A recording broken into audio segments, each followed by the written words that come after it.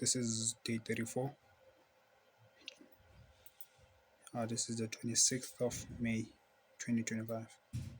Yeah, today's day was crazy. But then, okay, I took no trade, and the reason I didn't wanna force any trade is because today is a banking holiday, and like I don't really get it, like fully get it. Why is Nasdaq and the S&P moving, even though it's a banking holiday? But then the stocks are not moving at all. But then, yeah, because like usually most of the banking holidays, even Nasdaq doesn't move. Maybe until a certain time.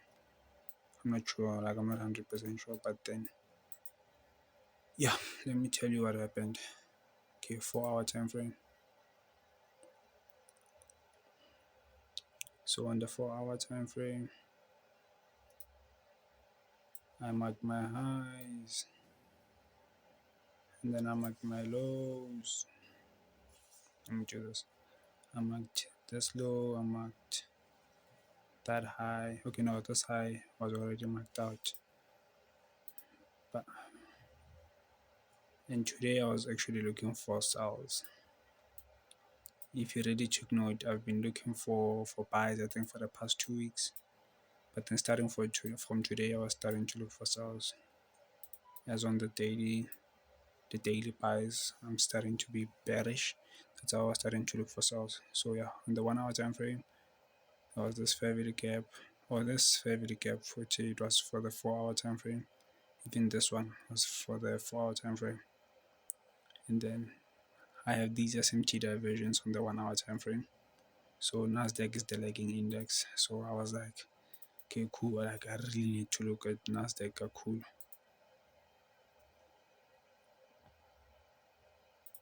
Okay, so I did say this is day 34, and yeah. So here I was actually looking for sales. So here I got a break of structure to the downside, leaving an order block and a breakup block, and then this is my equilibrium and the fair value gap. Price never returned to any of these. It dropped until 10:30, which when 10:30 hits and there was no like price didn't return to any of these, then I'm not gonna look for any trade. But let me show you what happened at the S&P 500. These are the only two things that I trade. So yeah, check this out. So on the 1 hour and the 4 hours, I still marked out the same things, and yeah. Okay, so here on the 5 minute time frame, price went higher. At New York Stock Exchange open, price went higher, leaving this enormous fair value gap. Price dropped, investing this fair value gap. Okay, after investing this fair value gap, I put my equilibrium right here, expecting price to come back into this premium area before going lower. But then I also put this fair value gap. So I was like, when price went lower, breaking this or investing this fair value gap, I was like, I need price to come back to this fair value gap or into equilibrium before I even look for a trade. Even though price left this fair value gap, I ignored this one because I was like, even if I don't really get a trade, because like today I knew which it's a banking holiday, so price might not really move that much. So if I, if again, I'm just gonna say if I did consider this fair value gap, which my strategy says I should consider it, but then today I was like, nah, I'm just gonna leave it. But then again, I'm not regretting. But then I kind of broke my rules.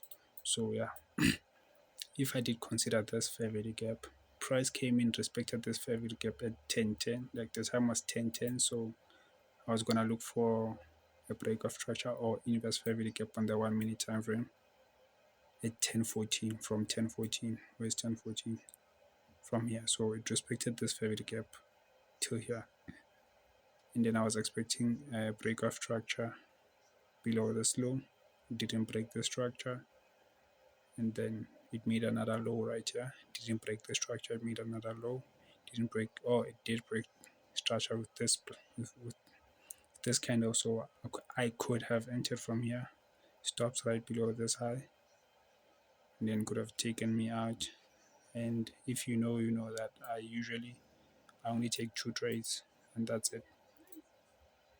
And most of the time, like the first trade, it always takes me. Okay, not always, but the most of the time, it takes me out. And then, but then most of the time, let me say, on the first trade, I usually risk a certain percentage, and then on the second one, I risk a bit more so that I can cover this one and then gain more. But then overall, um, I'm willing to risk a certain percentage of my account.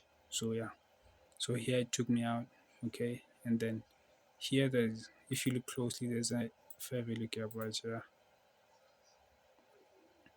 So price ended up inversing this fair value gap, going lower, but then even here, this is a low, and then this candle broke this low, closing below. I could have entered from here, stops right above this high.